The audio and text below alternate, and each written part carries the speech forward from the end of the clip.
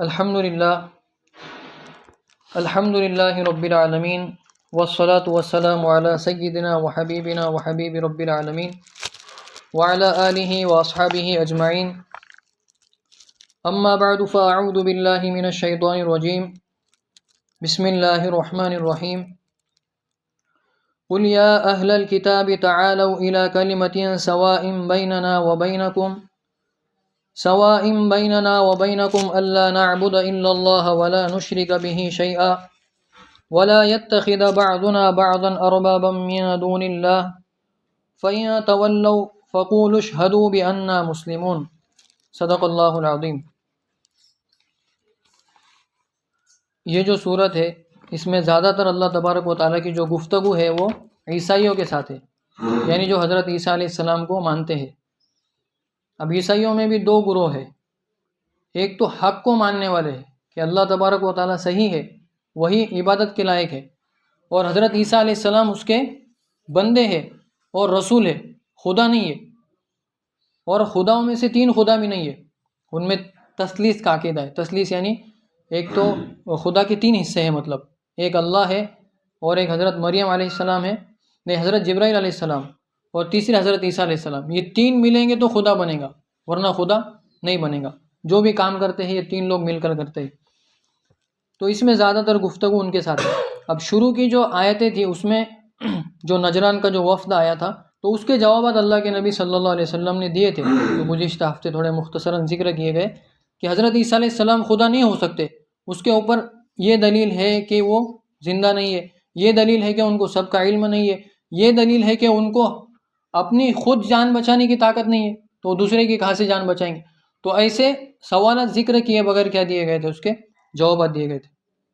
آیت نمبر 1 سے لے کے آیت نمبر 30 تک جو اللہ تبارک و تعالیٰ نے دعوت دی ہے وہ اپنے نام پر دعوت دی ہے، یعنی توحید جس کو کہتے ہیں، یعنی میں ہوں، میں یہ کرتا ہوں، میں یہ کرتا ہوں، اور واقعات بتائے گئے کہ اس واقعے میں اللہ تبارک و تعالیٰ نے اپنی قدرت کا یہ مظاہرہ کیا۔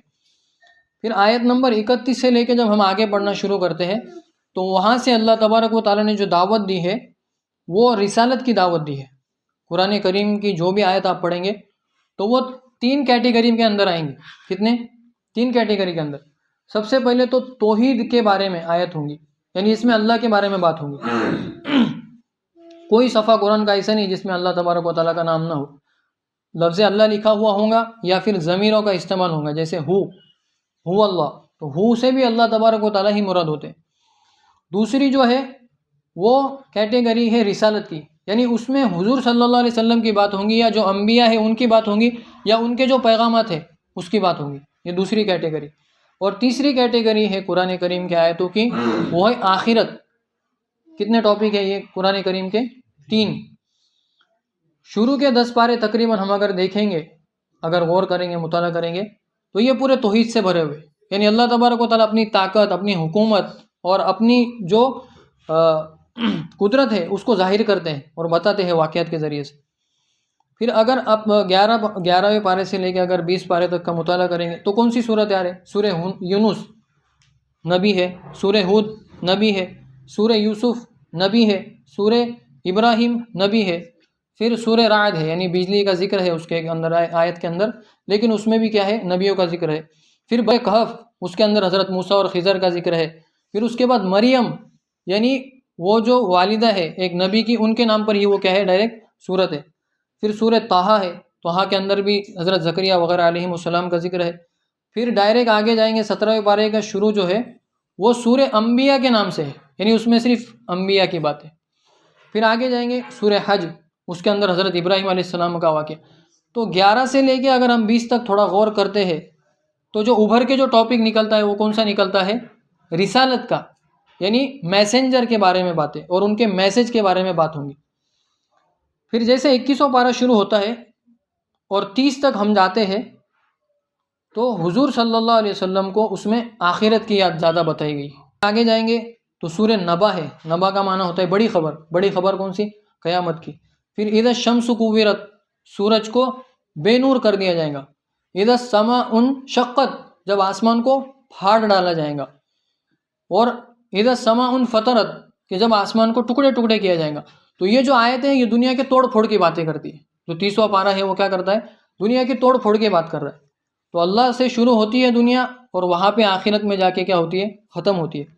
تو یہ جو آیتیں ہیں شروع کی، تو اس میں عیسائیوں سے گفتگو ہے، اور اللہ کے نبی صلی اللہ علیہ وسلم نے سب سے پہلے ان کو دلائل سے سمجھایا کہ یہ دلیل حضرت عیسیٰ علیہ السلام کے خدا نہ ہونے کی.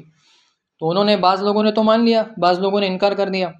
اب انکار کرنے کے بعد اللہ کے نبی صلی اللہ علیہ وسلم نے کہا تھا یا تو ہم سے لڑائی کرو یا پھر جزیہ دے دو ہم کو. انہوں نے یہ کیا کہ جزیہ دینے کے لیے وہ کیا ہو گئے؟ تیار ہو گئے. پھر اللہ کے نبی صلی اللہ علیہ وسلم سے بعد میں وہ یہ کرنے لگے کہ اللہ کے نبی صلی اللہ علیہ وسلم سے اور حجت کر رہے، یعنی ایک بار طے ہو گیا کہ جزیہ دینا ہے، پھر حجت کر رہے کہ حضرت عیسیٰ علیہ السلام نبی ہے. تو اللہ تبارک و تعالیٰ نے کہا آخری ان کو بات یہ کہو کہ مباہلے کا چیلنج کرو. مباہلہ یعنی دو گروہ جو بھی جن کا جو بھی دعویٰ ہے وہ ایک میدان کے اندر آ جائے، اور دونوں گروہ یہ کہے، یعنی ایک اس میں سے دعا کرے گا اور دوسرا اس کے اوپر آمین کہے گا، کیونکہ دونوں بھی کہہ رہے کہ ہم حق پر ہے، یہ کہہ رہے ہم حق پر ہے. تو مسلمان یہ کہیں گے کہ بھائی اللہ تبارک و تعالیٰ اگر ہم حق پر ہے تو عیسائیوں کو ہلاک فرما. تو مباہلے میں ایسا ہوتا ہے کہ اللہ تبارک و تعالیٰ کی طرف سے آگ آ کے اس کو کیا کر دیتی ہے؟ بھسم کر دیتی ہے اور ختم کر دیتی ہے. تو عیسائی کو تو پتا تھا کہ نبی صلی اللہ علیہ وسلم حق نبی ہے، تو مباہلے کا بھی انہوں نے کیا کر دیا؟ انکار کر دیا. اب انکار کرنے کے بعد کیا کریں گے ان کے ساتھ؟ کیا ان کو چھوڑ دیں گے یا دعوت کا کام جاری رکھیں گے؟ یہ یہاں کا مدعا ہے آج کا. کیا ان کو ایسے ہی چھوڑ دیں گے؟ اگر ایسے ہی چھوڑ دے دیں گے تو وہ کیا کہیں گے؟ لوگوں کو بہکاتے رہیں گے. تو اللہ تبارک و تعالیٰ نے یہ کہا ان کو چھوڑنا نہیں ہے، بلکہ بیچ کا راستہ ایک نکالنا ہے، کیونکہ یہ تو اب ماننے کے لیے تیار نہیں ہے. بیچ کا راستہ کیا ہے کہ ان سے کہو تعالوا الی کلمۃ، کہ آؤ ایک ایسی بات کی طرف، سواء بیننا و بینکم، جو ہمارے اور تمہارے درمیان برابر ہے، یعنی اس کو تم بھی مانتے اور اس کو ہم بھی مانتے. وہ کیا بات ہے؟ اللہ نعبد الا اللہ، کہ ہم اللہ کے علاوہ کسی کی عبادت نہیں کریں گے. اب یہاں پر ایک مسئلہ پیش آئے گا اور اشکال ہوگا کہ وہ تو حضرت عیسیٰ علیہ السلام کو خدا مانتے اور ان کی عبادت کرتے، تو پھر یہاں کیوں کہا گیا کہ ہمارے اور تمہارے درمیان یہ بات کامن ہے؟ تو اس کا جواب یہ ہے کہ یہ جو انہوں نے حضرت عیسیٰ علیہ السلام کو خدا بنایا ہے، یہ ان کو حکم نہیں دیا گیا. ان کی کتابوں میں آج بھی اگر کھول کے دیکھے انجیل میں تو کیا لکھا ہوا ہے کہ ایک اللہ کی کیا کرنا ہے؟ عبادت کرنا ہے. تو ان کی سب کتابوں میں یہ بات مشترک ہے کہ اللہ کیا ہے؟ ایک ہے. وَلَا نُشْرِكَ بِهِ شَيْئًا، اور ہم اس کے ساتھ کسی کو شریک نہیں کریں گے. حقیقی جو عیسائی تھے وہ اس بات کو کیا کرتے تھے؟ مانتے تھے. وَلَا يَتَّخِذَ بَعْضُنَا بَعْضًا أَرْبَابًا مِّن دُونِ اللَّهِ، اور ہم میں سے بعض کو خدا نہ بنائے اللہ کے علاوہ. اب خدا بنانے کا مطلب کیا ہے؟ کہ انہوں نے جو ان کے علماء تھے اور ان کے جو پوپ وغیرہ تھے، تو ان کو انہوں نے ایسا اختیار دیا تھا کہ یہ حضرت جس کو حلال کہیں گے تو وہ چیز کیا ہے؟ سب قوم کے لیے حلال ہے، اور یہ چیز جس کو اجازت دیں گے کہ یہ حرام ہے تو وہ چیز کیا ہے؟ سب کے لیے حرام ہے. تو یہ جو کام ہے کسی چیز کو حلال کرنا، کسی چیز کو حرام کرنا، یہ کس کا کام ہے؟ یہ اللہ تبارک و تعالیٰ کا کام ہے. لیکن انہوں نے اس کا درجہ کس کو دے دیا؟ ان کے علماء کو دے دیا. تو اللہ تبارک و تعالیٰ یہ کہہ رہے ہیں کہ ان کو یہ بھی کہو کہ ایک دوسرے کو چھوڑ کے خدا مت بناؤ، یعنی اللہ کو چھوڑ کے دوسرے خدا مت بناؤ. کسی کا حکم اس طرح ماننا کہ اس کو اللہ کا درجہ دے دینا، یہ بھی کیا ہے؟ خدا ہے. جیسے ہم کہتے ہیں نا کہ بھائی ہمارے بہت سارے چھوٹے چھوٹے خدا بنا کے رکھے، جیسے دکان کو خدا بنائے، نفس کو خدا بنائے، کہ نفس کیا کر رہا ہے؟ فجر کی نماز اللہ کے مقابلے میں چھڑوا کے بتا رہا ہے. غالب کس کو کر دیا ہم نے؟ نفس کو. ایک طرف اللہ کا حکم ہے اور ایک طرف نفس ہے، تو نفس کی چلا کے بتا رہے ہیں ہم اللہ کے حکم کے اوپر، کہ نفس جو بولیں گا وہ چلے گا، اللہ جو بولیں گے وہ نہیں چلے گا. تو یہ ہم نے خدائی کا درجہ اللہ کو دینا تھا تو وہ کس کو دے دیا؟ نفس کو دے دیا. تو یہ بھی کیا ہے؟ خدا بنانا ہے. اور قرآن کریم میں ایک جگہ ہے اَرَأَيْتَ مَنِ اتَّخَذَ إِلَٰهَهُ هَوَىٰ، کیا تم نے اس شخص کو نہیں دیکھا کہ جس نے اپنا خدا خواہشات کو بنا لیا؟ کس کو بنا لیا؟ خواہشات کو، کہ جو اللہ بولیں گے اس کو کونے میں پھینک دوں گا، اس کو سائڈ میں پھینک دوں گا، اور جو میری خواہش بولیں گی اس کے اوپر میں چل کے بتاؤں گا اور وہ کام کروں گا. تو اللہ کا درجہ اس نے کس کو دے دیا؟ خواہشات کو. تو انہوں نے بھی یہ کام کر دیا کہ علماء کو کیا کر دیا؟ یہ درجہ دے دیا کہ وہ حلال کرے اور حرام کرے. تو یہ درجہ کسی کو دینا کہ وہ حلال کہے تو حلال، حرام کہے تو حرام، یہ اللہ کے علاوہ کسی کو زیب نہیں دیتا. ہم بھی اللہ کے نبی صلی اللہ علیہ وسلم کی جو پیروی کرتے ہیں وہ کس وجہ سے کرتے ہیں؟ وہ اپنی طرف سے بات بتایا اس لیے نہیں، بلکہ وہ اس لیے کہ اللہ تبارک و تعالیٰ کے وہ احکام ہم کو بتاتے ہیں۔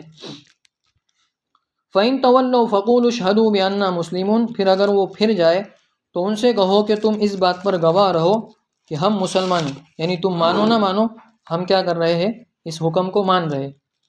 اب آگے حضرت عیسائی اور یہودی جو تھے، حضرت ابراہیم علیہ السلام کا جو دین ہے وہ بہت پرانا دین تھا، اور یہودی یعنی حضرت موسیٰ علیہ السلام اور حضرت عیسیٰ علیہ السلام سے وہ پہلے آ چکے تھے۔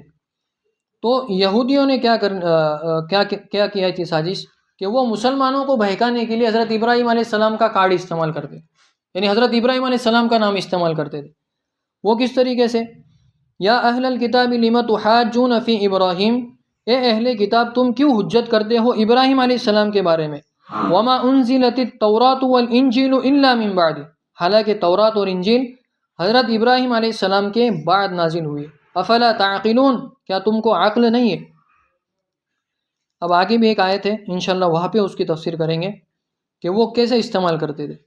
آگے اللہ تبارک و تعالیٰ کہتے ہیں ہا انتم ہؤلاء حاججتم فیما لکم بہ علم، کہ سنتے ہو تم لوگ یعنی جھگڑ چکے ہو جس بات میں تم کو کچھ خبر تھی، یعنی تم نے کیا کیا، اللہ کے نبی صلی اللہ علیہ وسلم سے حجت کی، کس بارے میں؟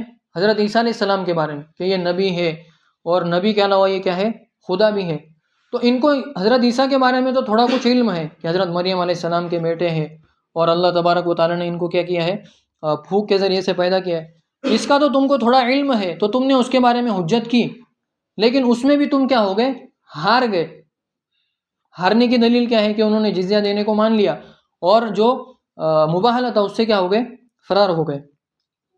فَلِمَ تُحَاجُّونَ فِيمَا لَيْسَ لَكُمْ بِهِ عِلْمٍ، تو تم ایسی چیز کے بارے میں کیوں حجت کرتے ہو جس کا تمہیں علم ہی نہیں ہے؟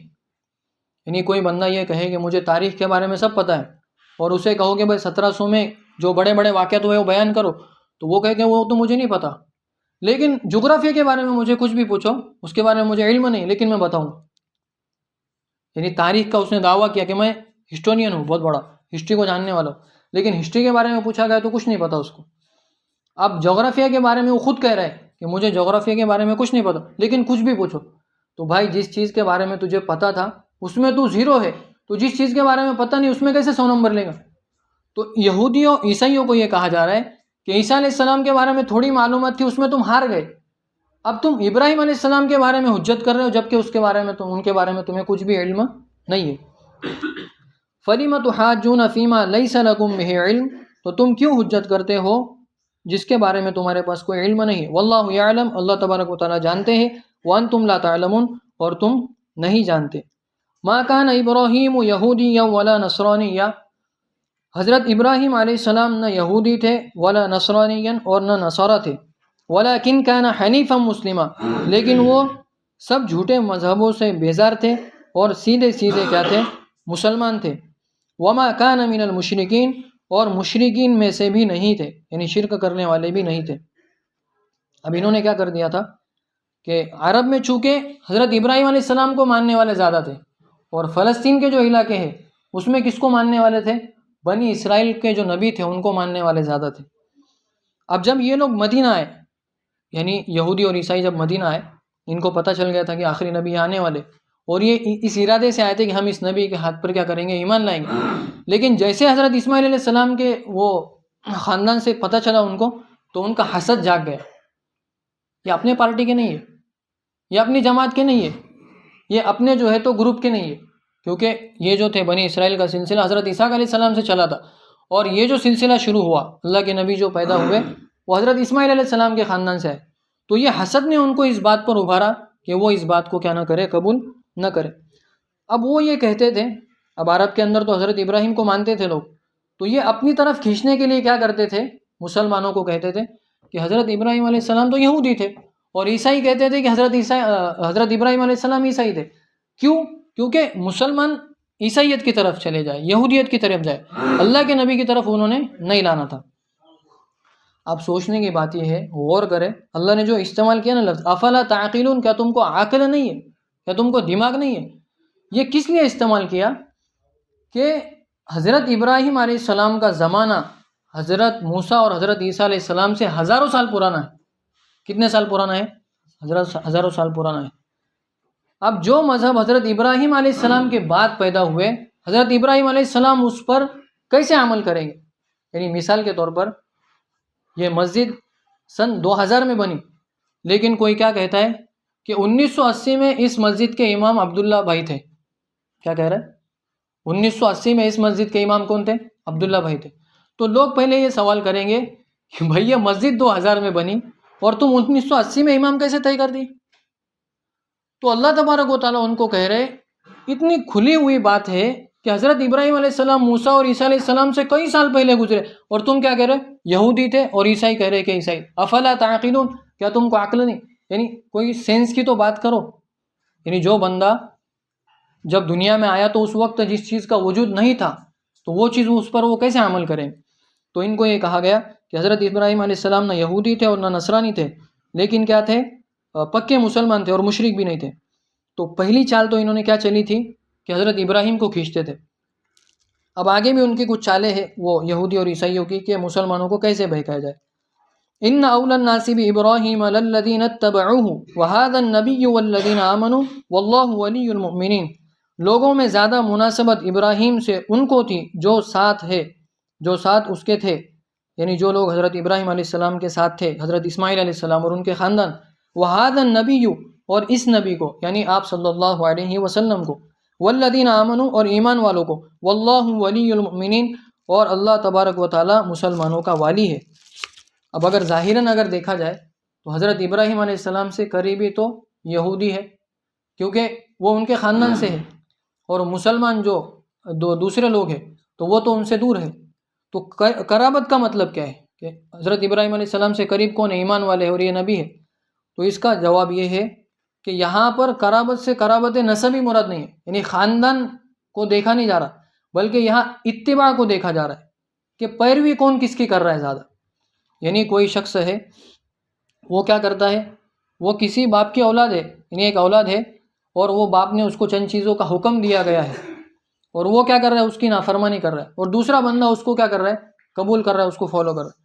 تو ظاہراً تو قریب اس کا بیٹا ہی ہے، لیکن حکم ماننے کے اعتبار سے قریب کون ہے؟ جو اس کی کیا کر رہا ہے؟ بات مان رہا ہے. تو یہاں پر وہی بات سمجھائی گئی کہ ابراہیم علیہ السلام سے قریب وہ ہے جو ان کی پیروی کرتے ہیں اور یہ نبی ہے، اور وہ لوگ ہیں جو ایمان والے، اور اللہ تبارک و تعالی مسلمانوں کا والی ہے. وَدَّتْ طَائِفَةٌ مِّنْ أَهْلِ الْكِتَابِ لَوْ يُضِلُّونَكُمْ، اور اہل کتاب کا ایک گروہ یہ چاہتا ہے کہ وہ کیسے تم کو گمراہ کرے. وَمَا يُضِلُّونَ إِلَّا أَنفُسَهُمْ، اور وہ گمراہ نہیں کرتے مگر اپنے آپ کو. وَمَا يَشْعُرُونَ، اور ان کو سمجھ بھی نہیں ہے. یا اہل الکتاب، یعنی وہ اگر حق کو قبول نہیں کر رہے تو اس میں وہ یہ سمجھ رہے کہ ہم مسلمانوں کو بہکائیں گے، اور مسلمان اگر بہک جائیں گے تو ہمارے دین کو کیا ہوگا؟ فائدہ ہوگا. ٹھیک ہے، تمہارے دین کو فائدہ ہوگا، تمہارے تعداد بڑھ جائیں گی، لیکن تمہاری تو آخرت برباد ہو جائیں گی نا. تمہاری تو آخرت برباد ہوگی کیونکہ تم نے حق کو قبول نہیں کیا، تم نے جو اپنی سمجھ میں آیا اس کو کیا کیا ہے؟ قبول کیا ہے. تو اہل کتاب یہ چاہتے تھے کہ وہ مسلمانوں کو گمراہ کرے. وما یضلون الا انفسهم وما یشعرون، وہ گمراہ نہیں کرتے مگر اپنے آپ کو، اور وہ سمجھتے نہیں ہے. یا اہل الکتاب لما تکفرون بآیات اللہ، اے اہل کتاب تم کیوں انکار کرتے ہو اللہ کی آیتوں کا. وانتم تشہدون، حالانکہ تم خود اس کے قائل تھے، یعنی تم خود اس بات کو مانتے تھے کہ جو نبی آخر الزماں ہے ہم ان کو کیا کریں گے؟ نبی مانیں گے. اور روایتوں میں آتا ہے کہ رسول اللہ صلی اللہ علیہ وسلم کو یہ ایسا جانتے تھے، یہ تو قرآن کریم کی آیت ہے، یعرفونہ کما یعرفون ابناءہم، کہ یہ اللہ کے نبی کو ایسے پہچانتے تھے جیسے خود اپنے بیٹے کو پہچانتے. کیسے پہچانتے تھے؟ اپنے بیٹے کو انسان کیسے پہچانتا؟ ایک نظر کے اندر پہچانتا ہے، اس کے تل کتنے ہیں اور اس کی آنکھ کیسی ہے اور اندر کا حصہ کالا ہے یا نیلا ہے، وہ سب اس کو پتہ ہوتا. تو اللہ کے نبی صلی اللہ علیہ وسلم کو ایک ایک نشانی کے ساتھ وہ پہچانتے تھے. صدقہ قبول نہیں کریں گے، ہدیہ قبول کریں گے، اور نور چمکتا ہوگا، اور مہر نبوت ہوں گی، اور کھجور کے علاقے میں نازل ہوں گے، اور ان کی دعوت کو غریب جو لوگ ہیں شروع میں وہ قبول کریں گے، اور پھر ان کی جو دعوت ہے وہ پھیلتے جائیں گی. وہ کیا ہوں گی؟ پھیلتے جائیں گی. تو وہ سب چیزیں انہوں نے کیا دیکھی، لیکن پھر بھی کیا کر دیا؟ انکار کر دیا. تو اللہ تبارک و تعالیٰ فرماتے ہیں تم کو تو سب کچھ پتہ ہے لیکن پھر بھی تم کیا کر رہے ہو؟ انکار کیوں کر رہے ہو؟ یا اہل الکتابی، اے اہل کتاب، لم تلبسون الحق بالباطل، تم حق کو باطل کے ساتھ کیوں ملاتے ہو؟ یعنی سچ جھوٹ کو کیا کر رہے ہو تم ملا رہے ہو. وَتَكْتُمُونَ الْحَقَّ وَأَنْتُمْ تَعْلَمُونَ اور تم جانتے ہو سچی بات کو. وَأَنْتُمْ تَعْلَمُونَ حالانکہ تم بہت کچھ علم رکھنے والے ہو. یعنی حق کو چھپا رہے ہو حالانکہ تم کو وہ سب چیزیں کیا ہے معلوم ہے. تورات اور انجیل جو تھی تو تورات اور انجیل میں بھی اللہ کے نبی صلی اللہ علیہ وسلم کا وضاحتاً ذکر تھا. تو جب یہ اپنے بچوں کو تورات اور انجیل پڑھاتے تو وہ کیا کرتے جب اللہ کے نبی کا نام آتا تو اس پر انگلیاں رکھتے تھے. اس پر کیا کرتے تھے انگلیاں رکھتے تھے اور اپنے بچوں کو تاکید کرتے تھے کہ ہم جانے کے بعد اکیلے میں اس کتاب کو مت پڑھنا ورنہ تم کو نقصان ہوگا. تو بعد میں ایک صحابی ہے عبداللہ بن مبارک ہے، اس کے علاوہ کوئی صحابی ہے، تو وہ کہتے ہیں کہ میرے ابا نے مجھے سختی سے منع کیا تھا وہ کتاب کھولنے کی، لیکن ان کا انتقال ہوا اور ان کے انتقال ہونے کے بعد میں نے سوچا کہ بھائی کیا کچھ تو ہے خاص بات کی جس کی وجہ سے مجھے منع کیا گیا، اور وہ خود اللہ کے نبی کے دور میں جی رہے لیکن اب تک مسلمان نہیں ہوئے. تو جب انہوں نے ان کے والد کے انتقال کے بعد اس کتاب کو کھولا تو انہوں نے اللہ کے نبی صلی اللہ علیہ وسلم کی وضاحتاً تشریح وہاں پہ پائی کہ یہ جو ہے وہ سچے نبی ہے. تو وہ جا کر کیا ہوئے وہاں پر مسلمان ہوئے. وقالت طائفۃ من اہل الکتاب، اب دوسری سازش انہوں نے یہ کی تھی کہ ان میں سے ایک گروہ یہ کہتا تھا آمنوا بالذی انزل علی الذین آمنوا، کہ مان لو جو کچھ اترا مسلمانوں پر دن چڑھے. یعنی اب ان کی ایک نئی چال تھی. پہلی چال کیا تھی کہ حضرت ابراہیم کو ان کے نام کو استعمال کر رہے تھے کہ وہ یہودی ہے اور یہ عیسائی ہے. اور دوسری چال کیا تھی کہ انہوں نے ایک گروپ بنایا تھا، ایک جماعت بنائی تھی. وہ جماعت کا کام کیا تھا کہ وہ کہتے تھے کہ دن جیسے شروع ہوگا تو تم مسلمان ہو جانا، کہنا کہ ہم اللہ کے رسول کو مانتے ہیں، اللہ کو مانتے ہیں اور قرآن صحیح ہے اور آپ جو دین پر چل رہے ہیں وہ حق ہے. لیکن پھر کیا کرنا وَاغْفُرُوا آخِرَهُ لَعَلَّهُمْ يَرْجِعُونَ، جیسے شام ہونے لگ جائے ویسے کہنا کہ یار ہم صبح میں مسلمان ہوئے تھے لیکن قرآن میں کچھ فائدے کی چیز نظر نہیں آئی اور ایمان لا کے ہم کو کچھ زیادہ فائدہ محسوس نہیں ہو رہا اور اسلام سچا ہے لیکن ایسا لگ رہا نہیں کہ یہ سچا ہے، تو ہم کیا ہو گئے مرتد ہو گئے. تو اب اس سے کیا ہوتا کہ جو ان پڑھے لوگ ہوتے ہیں وہ ایجوکیٹڈ لوگوں کو بہت فالو کر دے، یہ کیا کر رہے یہ کیا کر رہے. تو یہ اہل کتاب پڑھے لکھے تھے تو ان کی یہ چال تھی کہ مسلمان شک میں تو پڑھے، کم سے کم یہودی عیسائی نہیں مان رہے ٹھیک ہے لیکن شک میں تو پڑھیں گے مسلمان کہ یار اتنے پڑھے لوگ صبح کو مسلمان ہو رہے ہیں شام کو کافر ہو رہے ہیں، اس کا مطلب یہ اپنے دین کے اندر کچھ نہ کچھ خرابی ہے. حالانکہ یہ کیا تھا ان کا پلان تھا. وَلَا تُؤْمِنُوا إِلَّا لِمَنْ تَبِعَ دِينَكُمْ، اور وہ مشورے کے وقت یہ بھی کہتے تھے کہ تم نہ مانو دل سے کیا کرنا ہے صرف وہی چیز پر ماننا ہے اور وہی چیز کو قبول کرنا ہے جو تمہارے دین پر چل رہا ہے. یعنی عیسائی ہے تو عیسائی، یہودی ہے تو یہودی، لیکن ظاہر میں کیا کرنا ہے مسلمان دکھنا ہے. قُلْ إِنَّ الْهُدَى هُدَى اللَّهِ، آپ کہہ دو کہ بے شک ہدایت تو وہ اللہ کی ہدایت ہے، یعنی ہدایت تو وہی ہے جو اللہ ہدایت کرے. أَن يُؤْتَ أَحَدٌ مِثْلَ مَا أُوتِيتُمْ، اور یہ سب کچھ تم اس لیے کر رہے ہو، یعنی اللہ تبارک و تعالیٰ نے رگ پکڑی کہ تم یہ جو ناٹک کر رہے ہو، تم جو مسلمانوں کو بہکانے کے لیے پلاننگ کر رہے ہو اور حضرت ابراہیم کو یہودی اور عیسائی بتا رہے ہو، یہ صرف تم اس لیے کر رہے ہو کہ تم کو یہ بات کھٹک رہی ہے أَن يُؤْتَ أَحَدٌ مِثْلَ مَا أُوتِيتُمْ، کہ کیوں لوگوں کو وہ دیا گیا جو ہم کو دیا جاتا تھا. جو کیا ہوتا تھا یعنی نبی ہمارے خاندان میں آتے تھے، رسالت ہمارے خاندان میں آتی تھی، دسترخوان ہمارے اوپر اترتے تھے، من سلوا ہم پر نازل ہوتا تھا، اور کپڑے جو ہم پہنتے تھے وہ وادی تیہ میں وہ ہم جیسے بڑھتے تھے ویسے بڑھتے تھے، میلے نہیں ہوتے تھے، اور اللہ تبارک و تعالیٰ نے موسیٰ کے ذریعے سے ہم کو دریا سے پار کر دیا. یہ جو ان کو ایک لگا ہوا تھا کہ ہم ہے تو ہم ہے، بس ہم اللہ کے قریب ہے، تو یہ چیز دوسرے کو کیوں مل گئی؟ یعنی مسلمانوں کو کیوں اتنی فوقیت مل گئی؟ مسلمان جا رہے ہیں ان کا ڈنکا بج رہا ہے اور دوسرے ملکوں میں ان کی دعوت کو قبول کیا جا رہا ہے، اور جو نبی دعا کر رہے ہیں تو وہ قبول ہو رہے. تو یہ فضیلت ہم کو پہلے ملتی تھی، یہ ان کو کیوں مل رہی؟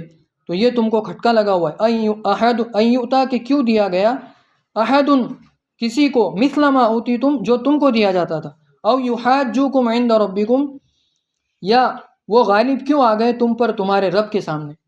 یعنی جب بھی مسلمانوں کی لڑائی ہوتی تھی مشرکوں سے تو یہودی اور عیسائی یہ چاہتے تھے کہ مسلمان ہار جائے، چاہے بدر کی لڑائی ہو یا احد کی لڑائی ہو یا خندق کا مسئلہ ہو. تو یہ کیا کرتے تھے، اللہ کے نبی صلی اللہ علیہ وسلم کے خلاف مشرکوں کا ساتھ دیتے تھے پیچھے سے آ کے. ظاہر میں تو اللہ کے نبی نے مدینہ میں آنے کے بعد ایگریمنٹ کیا تھا کہ تم ہمارے خلاف نہیں لڑو گے، کیونکہ اللہ کے نبی کو پتہ تھا دغا باز اور دھوکے باز کون. لیکن کیا کرتے تھے، سامنے تو کہتے تھے ہم نہیں آئیں گے اور قلعہ بند کر دیتے تھے، آپ جنگ میں جاؤ، ہم یہاں پہ کیا کریں گے، آرام سے رہیں. لیکن پیچھے سے ان کے گروپ جا کے کیا کرتے تھے، مشرکوں کو خبر دیتے تھے اور مشرکوں کو کیا کرتے تھے، ساتھ دیتے تھے. لیکن اتنا سب کچھ کرنے کے بعد، یعنی جنگ کا ایک پلان بنا ہے، وہ پلان کی خبر انہوں نے مشرکوں کو دے دی. اب مسلمانوں کو تو ہارنا یقینی. پھر دوسرا انہوں نے اپنے گروپ بھیج کے، اپنی جماعت بھیج کے پھر مشرکوں کی مدد کی، تو مسلمانوں کا ہارنا اور یقینی ہے. اور تیسرا چیز، مسلمانوں کی تعداد بھی ہمیشہ کم ہے، پھر تو ہارنا اور پکا یقینی ہے. لیکن کیا ہو رہا ہے کہ ہر مرتبہ مسلمانوں کی جیت ہو رہی، ہر مرتبہ مسلمانوں کی جیت ہو رہی. تو یہ جو ہے، یہ تو کیا ہو رہا ہے کہ وہ غالب کیوں آ گئے تم پر، تمہارے رب کے سامنے. یعنی ایک زمانہ وہ تھا کہ تم اللہ کے قریبی تھے، لیکن اب کیا ہو گیا کہ مسلمان اللہ کے قریبی، تو اس کی تم کو اندر سے کیا ہو رہی ہے، جلن ہو رہی، حسد ہو رہا ہے. قل ان الفضل بید اللہ، آپ ان سے کہہ دیجئے کہ بڑائی اللہ کے ہاتھ میں ہے اور فضل اللہ کے ہاتھ میں ہے. یؤتیہ من یشاء، وہ جس کو چاہتا ہے اپنا فضل عطا کرتا ہے. واللہ واسع علیم، اور اللہ تبارک و تعالی گنجائش والے ہیں اور ہر بات کی خبر رکھنے والے ہیں. یختص برحمتہ من یشاء، اللہ تبارک و تعالی اپنی رحمت کے ساتھ جس کو چاہتا ہے خاص کرتا ہے. واللہ ذو الفضل العظیم، اور اللہ بڑے فضل والے ہیں. یعنی اس میں ایک بات تو یہ بتائی گئی کہ کسی کو اللہ تبارک و تعالی نے ہم سے اگر زیادہ دیا ہے تو ہمارا اس سے روٹھ جانا، اس سے ناراض ہونا اور اس کے بارے میں فکر میں پڑنا اور اس کے بارے میں سوچنا اس کو یہ کیسے مل گیا، یہ اللہ تبارک و تعالیٰ کی تقسیم پر اعتراض ہے. اس کا مطلب اللہ تبارک و تعالیٰ نے اس کو غلط طریقے سے دے دیا. اللہ کو یہ نہیں کرنا چاہیے تھا، میرا جیسا گمان ہے، اس کو نہیں ہونا چاہیے تھا، اس کو ملنا چاہیے تو اس کو ملنا چاہیے. تو یہ جو حسد ہے، تو یہ حسد کیا ہے، ایک بہت بڑی بیماری ہے کہ اس کو کیوں مل گیا، اس کو کیوں مل گیا. اچھا، حسد کیا ہے؟ حسد سے خود جلنے والے کا نقصان ہے. جلنے والے کا نقصان کیا ہے کہ زندگی بھر وہ لوگوں کی نعمتیں دیکھتا ہے اور اپنے اوپر افسوس کرتا ہو. اس کی زندگی کیسے گزر رہی ہوتی، آج یہ دیکھ لیا تو اس پر حسرت کر رہا ہے، کل وہ دیکھ لیا تو اس پر حسرت کر رہا ہے، پرسوں وہ دیکھ لیا تو افسوس کر رہا ہے. خود کو کچھ نہیں ملا، خود کو تو کچھ ملا نہیں، لیکن دوسرے پر حسرت کر کے خود اپنے دل کا جو چین تھا وہ کیا کر لیا، برباد کر لیا. اور جو بندہ مطمئن ہوتا ہے کہ یار دے دیا اللہ تبارک و تعالیٰ نے، 1 کروڑ کما رہا تو کما رہا 1 کروڑ، اللہ تبارک و تعالیٰ نے، اللہ تبارک و تعالیٰ کے خزانے میں کسی چیز کی کمی نہیں، تو کما رہے تو اللہ تبارک و تعالیٰ نے دے دیا. ایک گاڑی لے لی تو لے لی، دوسری لے لی تو لے لی، کوئی زمینیں لے رہا ہے تو لے رہا ہے، تو اللہ تبارک و تعالیٰ کی وہ تقسیم ہے. تو اس پر اگر ہم مطمئن ہیں تو ہمارے دل کو کسی کے کم زیادہ ہونے کا کوئی افسوس نہیں ہوتا. تو حسد تو انسان کو نہیں کرنا چاہیے، اس سے خود کیا ہوتا ہے، انسان کا نقصان ہوتا ہے. اور ایک وقت ایسا آتا ہے کہ انسان مطلب حسد کرتے کرتے پھر ایک عجیب طرح کی بیماری میں مبتلا ہوتا ہے، وہ غیبت کرنے لگتا ہے. پھر بھائی اس کے پاس ہو، اس کے پاس ہو، اس کے پاس ہو، تو یعنی اس کی زندگی بالکل کیا ہو جاتی ہے، ایک عجیب ہی کیفیت میں چلے جاتی ہے. نہ خود کو اس کو سکون ملتا ہے اور نہ اس کے جو متعلقین ہیں ان کو کیا ملتا ہے، سکون ملتا ہے. تو اس میں یہ تعلیم ہم کو ملتی ہے کہ حسد جو چیز ہے اس سے بالکل بچنا چاہیے. اور کوئی ایسا کام جس کے ذریعے سے اسلام بدنام ہو، یعنی ایسا کہ بھائی ہم نے وہ کام کیا اور ہم نے وہ کام کرنے کے بعد غیر مسلم کو یہ تاثر جا رہا ہے کہ یہ جو اسلام کو فالو نہیں کرتے، مطلب اس کے اندر کیا ہے، کچھ نہ کچھ نقصانات ہیں، تو یہ بھی کیا ہے، اسلام کو نقصان پہنچانا ہے. اسلام کو کیا ہے، نقصان پہنچانا ہے. مولانا طارق جمیل صاحب انہوں نے ایک بیان میں کہا کہ مسلمانوں کو جتنا مسلمانوں سے نقصان ہوا اتنا غیر مسلموں سے نہیں ہوا. غیر مسلم مارتے، دھاڑتے، کاٹتے، وہ سب کر رہے ہوتے، لیکن مسلمانوں نے کیسے نقصان پہنچایا کہ سچائی کو ہاتھ سے چھوڑ دیا. سچائی کو ہاتھ سے چھوڑ دیا. یعنی بھائی کوئی وعدہ کیا ہے کسی سے کہ بھائی 3 دن کے بعد میں یہ چیز تم کو دے دوں گا، تو اب وہ 6 دن کے بعد بھی اس کو یاد نہیں آ رہی، اور 7ویں دن فون کرنے کے بعد وہ بول رہا ہے کہ میں بھول گیا. وہ کیا ہو گیا، میں بھول گیا. وفاداری ختم کر دی. وفاداری یعنی کسی کو ہم نے کچھ وعدہ کیا ہے کہ بھائی یہ چیز جو ہے تو اتنے ٹائم پہ میں تم کو دے دوں گا، لیکن وہ وقت گزر کے جانے کے بعد بھی ہم اس کو چیز دینے کے لیے تیار نہیں ہے. یا ہم نے کوئی بات کی تھی کہ میں تم کو شام میں 5 بجے فون لگاؤں گا، تو 7 بجنے کے بعد بھی مسلمان وہ فون لگانے کے لیے اس کو تیار نہیں ہے، اور عام چیز سمجھتے اس کو. کیا ہے، نہیں کہے 5 بجے تو کیا ہو، 7 بجے تو لگا لیا، کیا ہے. اور اللہ کے نبی صلی اللہ علیہ وسلم کے واقعات ہم کس طرح سناتے ہیں کہ 3 دن تک اللہ کے نبی صلی اللہ علیہ وسلم ایک جگہ پر ایک بندے نے کہا تھا کہ میں واپس آؤں گا، تو اس وجہ سے کیا ہو گئے، وہیں پر رکے رہے. اور اللہ کے نبی صلی اللہ علیہ وسلم نے صرف یہ کہا، 3 دن کے بعد ان کو یاد آیا کہ میں نے اللہ کے نبی کو کہا تھا. تو وہ جب واپس آئے تو اللہ کے نبی صلی اللہ علیہ وسلم نے صرف اتنا کہا کہ تم نے مجھے کیا کر دیا، مشقت میں ڈال دی. یعنی مجھے جو انتظار تھا وہ بہت کیا ہو گیا، لمبا ہوا. اللہ کے نبی صلی اللہ علیہ وسلم کی زندگی میں وعدہ وفا ہے. یعنی ہر چیز جو بول دی تو اللہ کے نبی صلی اللہ علیہ وسلم نے اس کو کرنا ہی کرنا ہے. کسی صحابی کو کہا کہ کل صبح تمہارے گھر پہ، تو صبح صبح فجر کے بعد اللہ کے نبی اس کے کیا ہے، گھر پہ موجود ہوتے تھے. کس سے جو بھی وعدہ کرتے اس کو وہ وقت پر کیا کرتے تھے، پورا کرتے. پیسے نہیں ہوتے تھے تو قرضہ لے کے اللہ کے نبی وعدے کے مطابق کیا کرتے تھے، وہ دے دیتے تھے. تو یہ جو چیز ہے ہم کو اپنے اندر لانا چاہیے. آج ہم نے وہ کیا ہوا، جو بیسک چیزیں تھے، یعنی اللہ کے نبی کے نبی ہونے سے پہلے جو بیسک چیز تھی وہ کیا تھی، امانت داری اور سچائی. وہ 2 چیزیں چھوٹ گئی تو پوری دنیا ہمارے ہاتھ سے کیا ہو گئی، یاد چھوٹ گئی. اور وہی 2 چیزیں غیر قوم نے لے لی، یعنی جو دنیا میں آج راج کر رہے ہیں، مارکیٹ پہ راج کر رہے ہیں، جن کی بولی جو ہے تو ان کی جان سے زیادہ قیمتی ہوتی ہے. کہ میں نے بول دیا تو بول دیا، آپ وہ میں دیکھوں گا کہ میرے کو وہ کیسے پورا کرنا ہے. تو ان کا کیا ہو گیا، مارکیٹ ہاتھ میں چلے گئے. تو یہ 2 چیزیں ہم کو کیا کرنا چاہیے، اختیار کرنا چاہیے. اللہ تبارک و تعالی ہم سب کو کئی سنی باتوں پر عمل کرنے کی توفیق عطا فرمائے. اور